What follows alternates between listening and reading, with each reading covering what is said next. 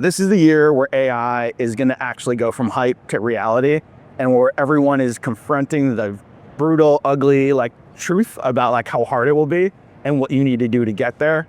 And I think the industry is waking up to the possibilities, but also the fact that it's going to be a slog and that you need data in order to be able to train AI to be able to do all the cool things that we've promised.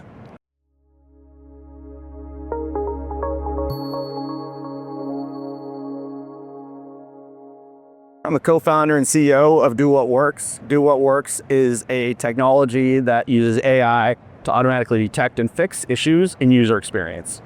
This is the year where AI is going to actually go from hype to reality, and where everyone is confronting the brutal, ugly, truth about how hard it will be and what you need to do to get there.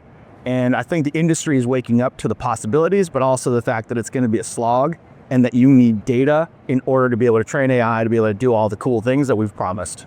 What about the people? What about the non-technical people? What about all of the other folks that are impacted by AI? We're in a moment right now where if you don't have 30 years of experience, you can now act as though you have 30 years of experience. And so the ability to punch above your weight class, to be able to leverage AI, to be able to do the things that maybe you would need 30 years of experience to do, now you have the ability to do. You have the opportunity by seizing the initiative to be able to do it first. And then the value of humans, or where humans really are going to come into play, is the ability to show judgment and be able to know what works or doesn't work and connect with human to human, and use the data, use the AI, as opposed to being used by the AI. 100%. I agree with that fully. I always tell folks, it's all about democratizing intelligence. The idea now is I have a PhD in my pocket.